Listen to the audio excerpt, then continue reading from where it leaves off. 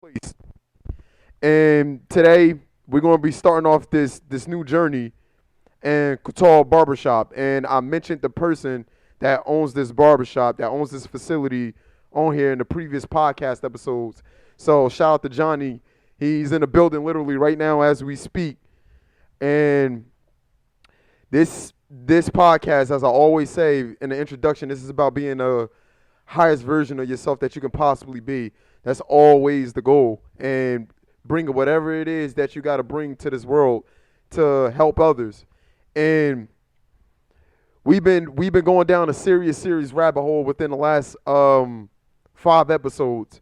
And it's been pertaining to every single thing that I've been talking about with revolving around the question of who am I? And we've been going really deep with this, and I'm still feeling the vibe that we got to keep going in this direction. And on the last previous podcast episode, I believe I left off on following your way, which has been the biggest thing that I've been putting a big focus on. And today we're going to be looking at that from another different aspect and approaching it in another different way. And for this one, it's going to end in practicality, as it always do, but like really straightforward today. So buckle in. We are officially going down the rabbit hole. So was something from the Red Book, somebody that's been influenced a lot of this information that I've been communicating. And of course that's Carl Jung, the Swiss psychiatrist. And this is in regards to like following your way. And this was a letter that he was addressing to his friends that was editing the Red Book. And in his draft, it's on page 9. It says, "Follow your way. It is no teaching and no instruction that I can give you. On what basis should I resume to teach you? I give you news of this way, of this man, but not of your own way. My path is not your path. I cannot teach you." Unquote. Don't be an example for someone else's life, because who will live your own life? And this brings me to the different types of introspection, which is how we going to go down this road that we're about to go down. And for those of y'all that don't know what introspection mean, I'm real big on understanding things on its most basic level. And the definition of introspection is the examination or observation of one's own mental and emotional process. So this goes towards this idea of going towards the ideal, right?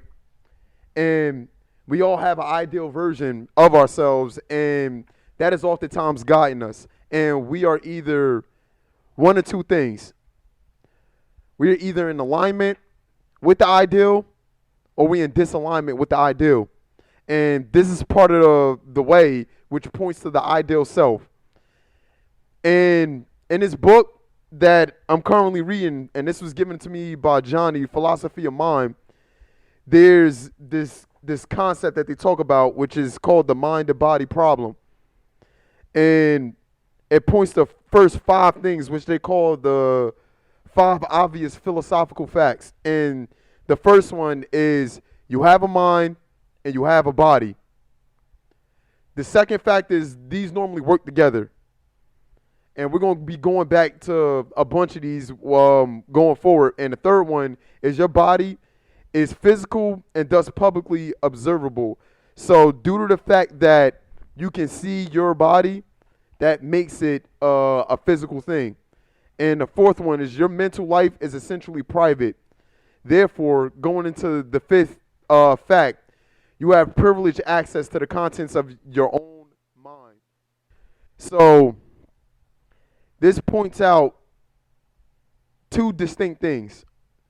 The mind and body are separate, and also, paradoxically speaking, they also together at the same time.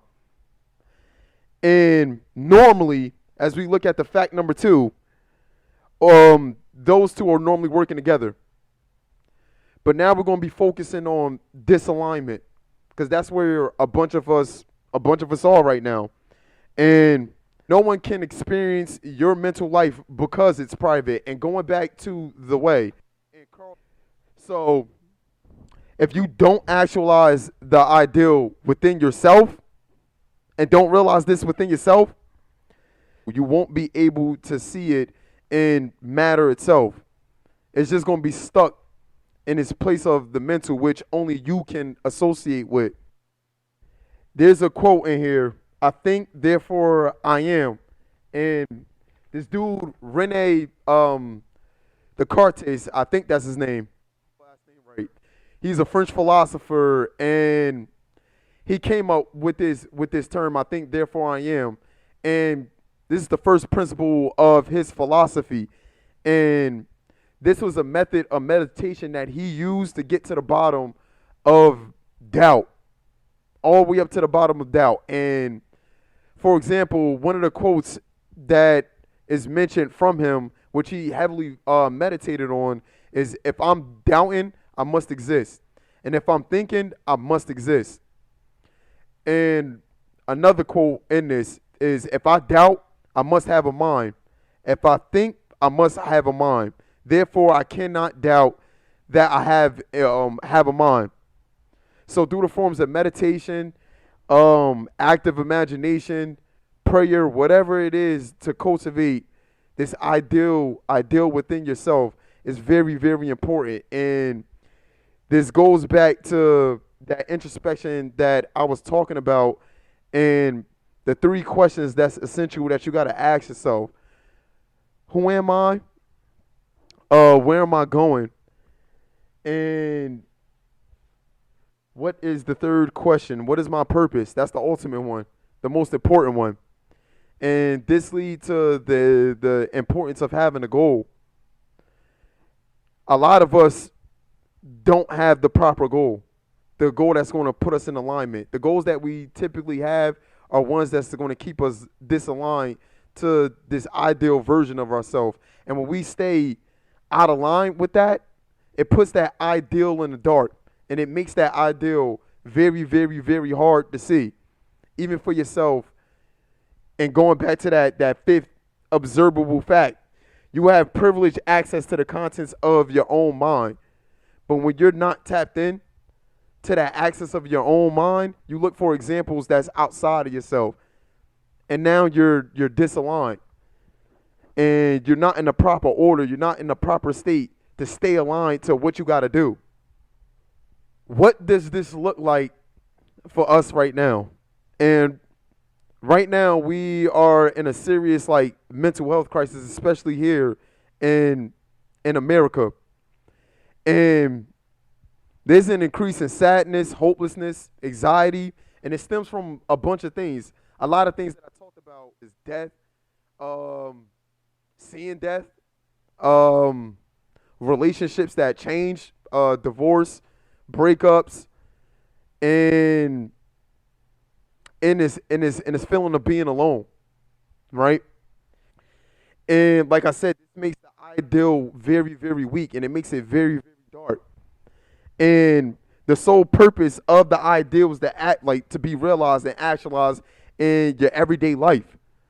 And going back to the five of obvious philosophical facts, your number two, these normally work together. That being your mind, that being your body. The ideal is associated with your mind, but it's also associated with your body if you live it out. And oftentimes, if you're not living it, that means that you can't see it as well. And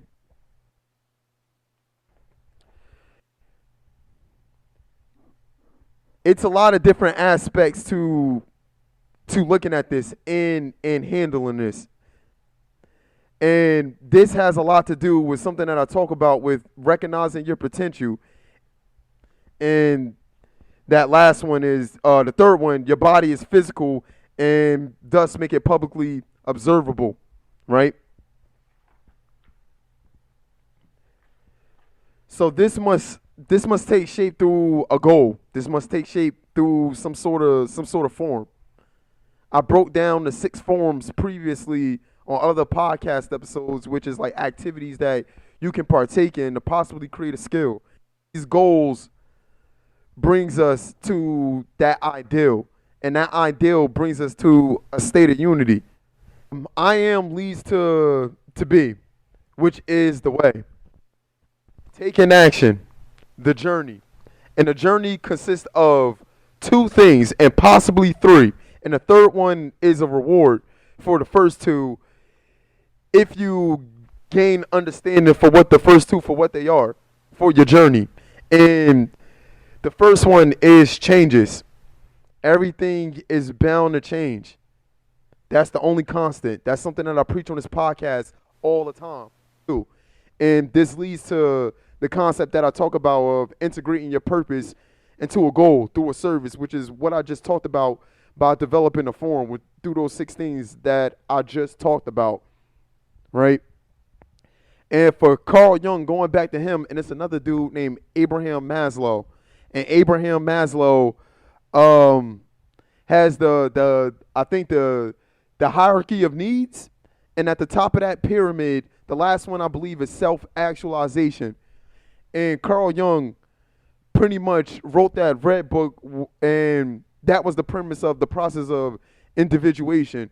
And every single thing that I'm talking about has to do with the process of individuation, where you recognize yourself as distinct from everything around you, but at the same time, you're connected to everything around you. When you don't know this is, yet again, being on a dead horse. Something that I talk about, chaos ensues. Chaos is a part of that other world when there's no order, when there's no meaning. And you got to go out and find that. And you go out and find that through the challenges by accepting them. And you accept them within first. Going back to what I was talking about earlier, you can't put your experiences of growth into external things. And what I mean by external is outside of yourself. And outside of your body, what do you find? You're going to find people, you're going to find places, and you're going to find things. And like I said, this is real deep stuff. This is soul work that I'm talking about. How do you get to the self? Self and I is 2 different things. And that's the same thing with the mind and the body.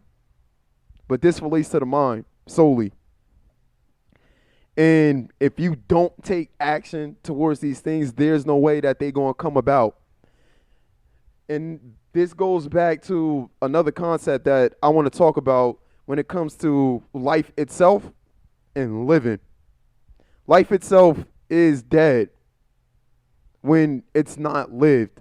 You have to live life. And living is a state of being, which is a part of unity. I don't know what just happened, but what is a part of that unity. So, all in all, throughout time, throughout history, we are going to be faced with so many different things that's going to make us or break us. That's going to have us either with those 2 options of what I said in comparison with the ideal, which we're going to either be aligned to it or we're going to be disaligned to it. And when we're disaligned to it, we get this idea of where we're at right now, of the mental health crisis. And the way that people are solving it is drawing them more and more into a shitty way of living, to be quite honest, to be straightforward. And this takes constant effort, and it takes time. It takes patience. And a lot of us got to learn how to weather storms when they present itself.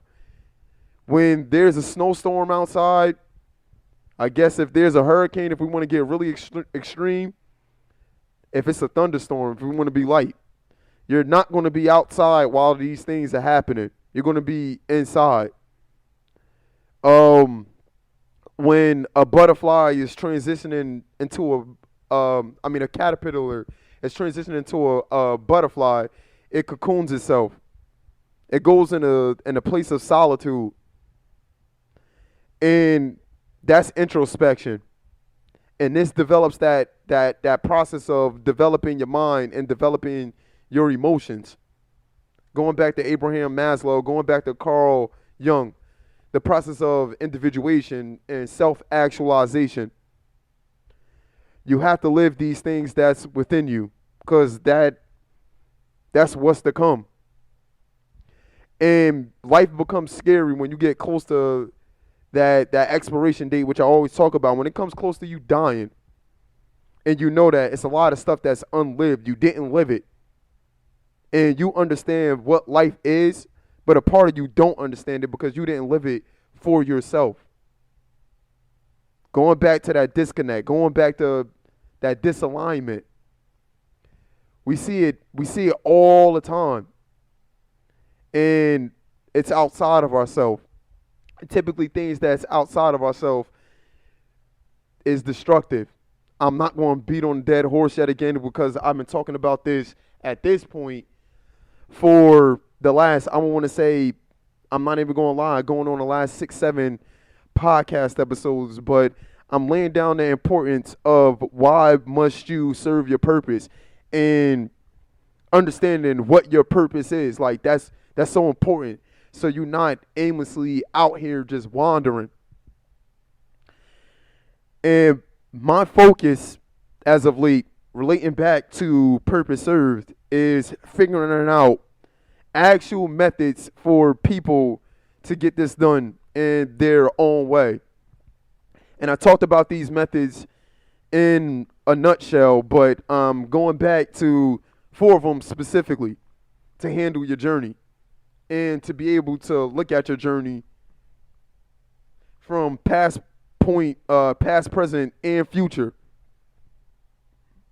And these 4 methods, which if you guys have been tuning in, the OGs that's been listening for a minute, y'all already know about these. But for those of you that's new and listening, these 4 methods are designed for you to go from ideas to results, simply put.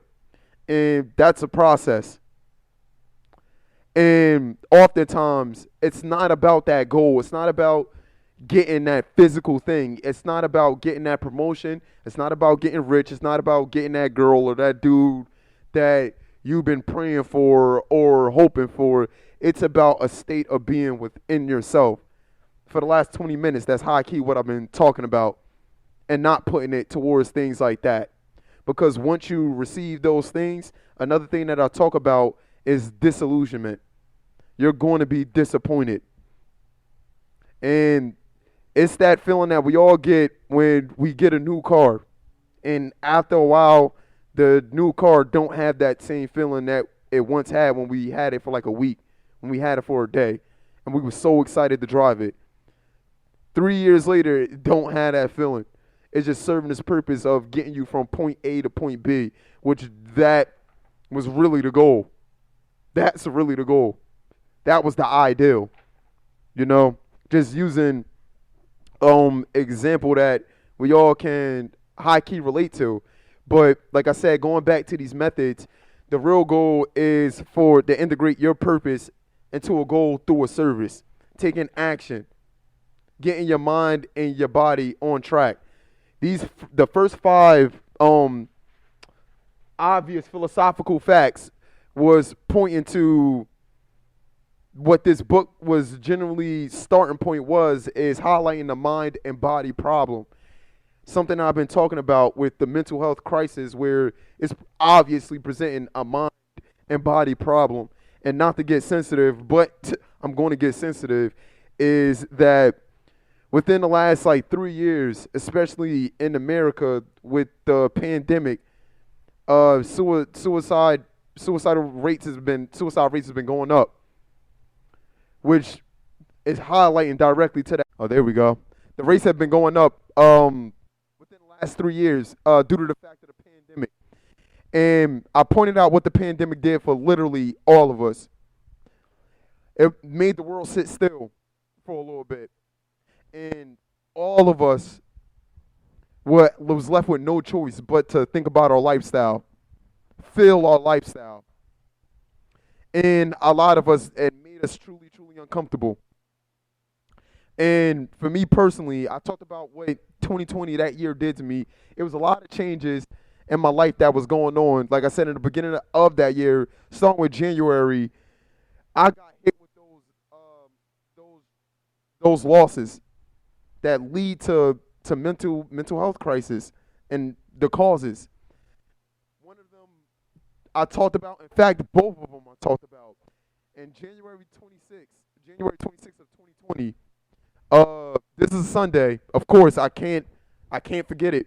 Um, I got news. My phone started blowing up, and Kobe got into that helicopter crash, and everybody started blowing up my phone because they knew the impact that Kobe had on my life, and that shook me up. That shook me up to my core. And one of the conversations that I had, it was I was talking to my mom, and she really wanted to know if I was all right, and I really wasn't. You know what I'm saying? I'm not even gonna lie. It was somebody that I thought at one point that I was gonna meet, but through that tragedy, I recognized something deep within myself. It sent me, inside, introspecting, and I realized that, like I said before on the previous podcast episodes, that he had his way, I had to find mine. And his way was leading me closer to my own way. You know? But this shook me up. I had to take a different approach. I still was in a basketball frenzy mindset. And then fast forward the 3 months, the pandemic popped off. The basketball world shut down. And at that point, that was my world. I was training every single day, 3 times a day, 6 hours. And I was training other people as well, on top of me training. So all in all, I was working at a gym, I was training in the gym, and I was training other people in the gym. So I want to say 10 hours at least out of my day, every single day, pretty much 6 to 7 days a week was spent in the gym. And I didn't mind it because I was already conditioned for that, mind and body. Because of the pandemic, sending me inward. And I tell y'all, personally speaking, I had to question myself, and I had to really ask myself, was chasing my dream a mistake? Was going forward playing basketball a mistake? Because it felt like it led me into a trap, honestly speaking. But through this, opportunities came about during that summer where I thought I wasn't going to be playing basketball, but I ended up playing basketball in Vegas, and I ended up playing basketball in North Carolina during the pandemic. And even before that, I lost my aunt as well, which hit heavy, real heavy, and sent me even more inward. And due to these unexpected losses that seemed like it was hitting real close to home, it started making me, of course, started making me remember that we all got that date, that stamp. We don't know when that hour or that second is going to hit. But before that, I always had this motive and this drive within me I have to do what I got to do before that moment come. And I made a commitment at 22, 23 that was going to be the case, and not knowing what that was going to lead me to. And it led me here talking to y'all, and it led me here to starting to present these 4 methods, right? So the first method is the concept of the roadmap. And the roadmap is designed to help you simply create a goal, right? This goal is to help you, provide you with a sense of direction. A lot of us don't have a great sense of direction. The direction that we headed towards is headed towards disalignment because it's outside of ourselves. So this roadmap is centered around the concept of awareness and motion that I talk about. Having a vision, going on that journey, and getting to that destination, which ties in that mind and body working together, eliminating that problem of the mind and body. And now this moves to the second method, right? Now that we have a direction, we need a plan to go to this direction, right? And right now, the direction is pointing towards the ideal. That's the focus, right? That's the reward, the balance to the changes and the challenges. So the second one is a 5-step plan of action. And within 5 steps, this is designed to have you have a plan for this goal that you have, this direction and aim that you headed towards. The third one is the purpose-served pyramid. And this method is designed for you to align your behaviors with the purpose, with the ideal, with the goal. And with that, it starts the effort, the timing process that goes into the process of individuation, self-actualization. And this leads to the fourth concept or method, and that's the C.O.L.E system that I talk about. And the C.O.L.E system is a method to help you integrate your purpose into your goal in a proper setting so it can fully take shape. And then you'll be able to see in an observable way the mental ideal that you have set out for yourself. So you recognized it within yourself and then you brought it out. So it's a simple 4-step process. And now I have them on my website. I finally finished, people. So all of this, this capping I've been doing, I finally finished. So thank y'all for being extremely, extremely, extremely patient with me. It's been a tough challenge to bring this about and finding these things within myself, honestly speaking, and actualizing it and crystallizing it. And now I'm at the point where it has to be released. And that's presenting a new challenge for me personally speaking right now, you know? And I'm always talking about going into spaces that's unknown for me and staying locked into that, because that lets me know always that I'm growing. And I'm always staying in this thing where I'm uncomfortable. I am. And I'm getting comfortable being uncomfortable. And that's the only way to really, really, really go through this individuation process. You have to find all of these things deep down within yourself, and they present itself. They become very, very clear. And I think that for those of you that's been tuning in, y'all really starting to see and feel that. Truly. Truly. And I'm seeing y'all. And like I always say, I really, really appreciate y'all for like hanging on. Because this is the hardest work that you could commit to. Because it has everything to do with yourself. And if it stays locked in, that ideal stays locked in into the dark, that's going to cause some true misery that you're going to have to cast on the external things. It's going to drive you fucking nuts, to be straightforward with you. It's going to drive you crazy. So you have to put in the due diligence, to do work. And going back to another concept that I talk about, going into that wilderness, going into that desert, that's that introspection that I was talking about earlier in this episode. I don't like really using terms like that as much as I really do, but it's to create a purpose and an understanding for where I'm trying to take y'all and where I'm trying to lead y'all. And going back to Carl Jung, that was his way. I'm presenting y'all my way. And hopefully this way help y'all find your way. That's the whole point of me doing this. And I said from day one, literally from the very first podcast episode, that I was going to be y'all guinea pig, because I was going to be my own guinea pig first. So all of the stuff that I'm going through, I didn't have this planned out, and I've been talking about this whole entire time, just to let y'all know that something is moving within me to bring this out, and I don't know what it is. And sometimes, straight up, to be open and honest with y'all, it's scary. But I told y'all, a part of me don't give a shit because I know that's what it is. I'm going to go. And it's so many people throughout history that I recognize that did that.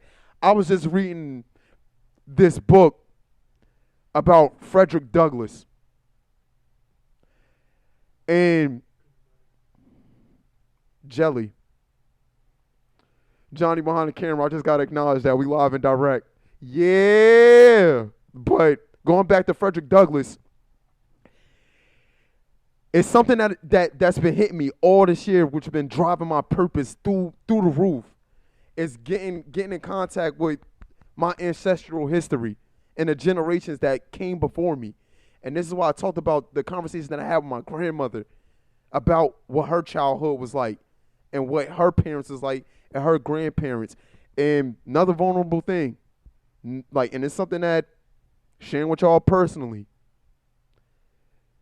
I never got to experience my granddad's. And this going to go tie into Frederick Douglass. Because this is a part of that generational thing that I'm trying to overcome. Because I got people that I know that's going to come after me. And I'm a trailblazer, and people are watching. People are looking. Because I did the same thing to other people, external things. But the truth is, this stuff is resonating within you first before it's coming from outside. Sound crazy, but if you understand, you'll have that balance and understanding and know. That's a part of the ideal. But I never got a chance to meet my dad's dad, and I only got a chance to meet my mom's dad one time, and that was in prison. Stereotypical, you know?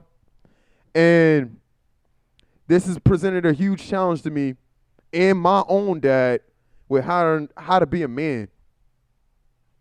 Normally, ideally, the father teaches the son the trade of the family business and pass it down so the son can improve and do the same exact thing as a way to provide.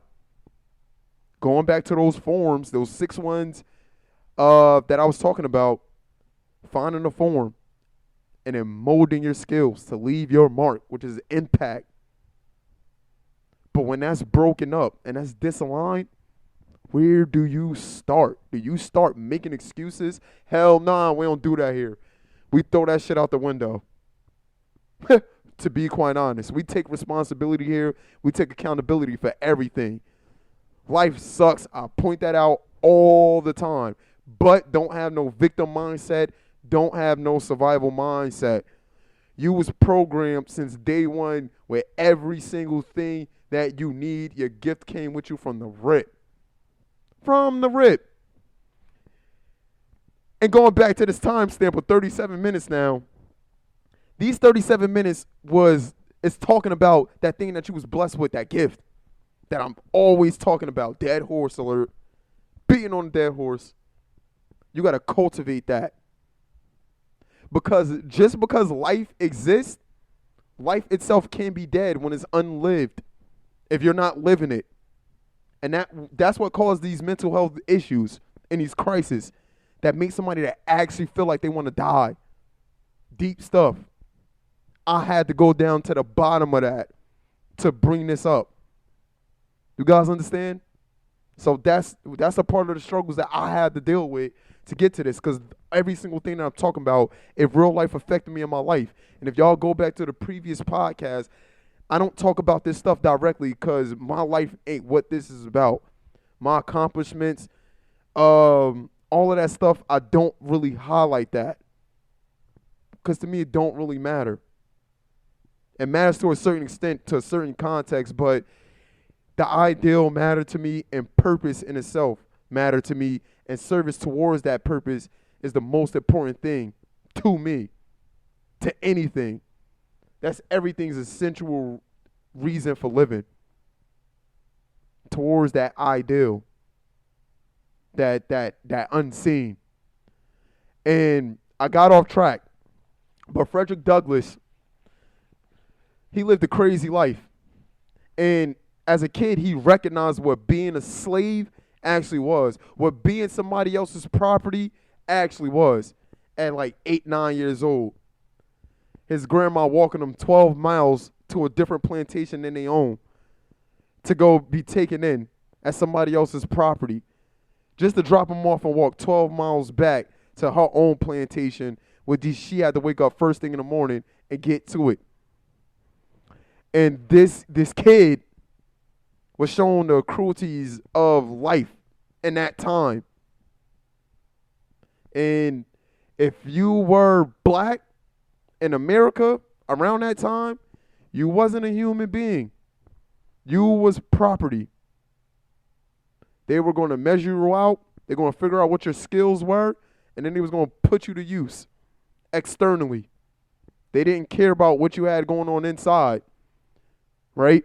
That's the lineage that I come from. And for him, you wasn't allowed to read, you wasn't allowed to write, which cultivates that mind, which is going back to those 5 obvious philosophical facts. I'm not going to keep repeating them. At this point, I've repeated them enough. But he had to cultivate this with outside of himself. And his main priority, once he figured out that slavery couldn't have been it, and started seeing outside of himself that people were running away, that sparked something within himself that, yo, life is actually bigger than slavery. His environment, his circumstances. And he took that risk. And he was met with challenges. And going back to the journey, the first original thing, things was always changing. He was getting sent to this plantation, that plantation, and his masters had it out for him. And he was very defiant. And he stood on his freedom without even really understanding what that was. Those was the type of people that paved the way. And even outside of that, throughout history, there's been so many people like that who's been put in conditions and circumstances like that, but they take different forms and they take different shapes throughout history, depending on how you look at it. Perspective. And going back to Rene Descartes, if I said his name properly, I think, therefore I am. That's that thing taking many different shapes. But existence is existence. And if you can think about it and you can have doubt, that means you're experiencing that, which points to existence. And going way back when, we pointed out in the Hidden Messages of Water, existence is vibration. There was 3 important words in that book which highlight the whole experiment of everything within that book. And this goes back to what I'm saying now. So all of these things, they're interconnected. They're not separate. So the mind and body, they're not separate. They're actually connected. They just serve 2 different purposes for one thing. And when you combine that, Carl Jung calls this thing the supreme meaning, which is above meaning and it's above meaninglessness. It combines the 2. It's the bridge. And we are that bridge. And that's what it means for that way. Finding your way. And don't be an example of somebody else's way. And that's when them challenges truly, truly present itself. Because another thing that I highlight on here is your uniqueness. Another one of you will never, ever come again. I put that on everything. So you have a gift that you got to bring out. It is your sole responsibility. And that points to the ideal every single time. It don't point to nowhere else. And this ideal is kind of separate from you, but it's with you at the same time. It's a guiding force.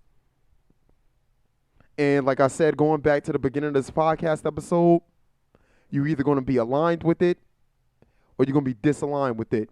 And it's going to show in the physical appearance of your body, whether you're aligned or disaligned. That's why you can talk the talk, but that walk you walk, it's not going to lie. It never does. That's the truth on what effort that you're actually putting in towards the ideal. And not your ideal, but the ideal. Let that guide you. And these worksheets that I'm talking about with the 4 goal setting methods is to point you in that direction, to guide you, to find your own way. And put that effort in. And like I said, these 4 methods present past, present, and future. You'll be able to look back on the things that you wrote down and see, are you matching the behavior? You set out the ideal, you can physically see it. You don't have an excuse of a mind-body problem. You don't. Now, you got to realize and actualize it. You got to crystallize it. That's what it means going on that journey, that walk that I keep talking about. That's the definition of finding your way. And that's going towards the ideal. So this brings me to the end of the podcast episode. To show you guys, to show support, please go in the description below. Like, subscribe. If you're watching this on YouTube, download the podcast. If you're listening to this on Apple Podcasts, Spotify, and the Ideas to Results guidebook is done. So that's available for purchase on the Purpose Served website. And I'm going to be putting that in the link in the description below, whether you're watching me or listening to me. It's all available for you guys right now.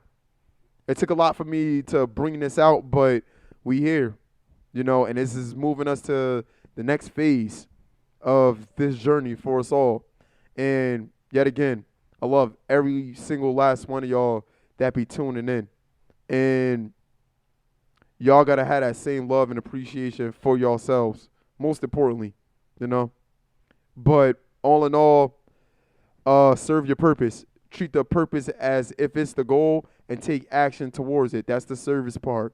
Last but not least, yeah. Deuces.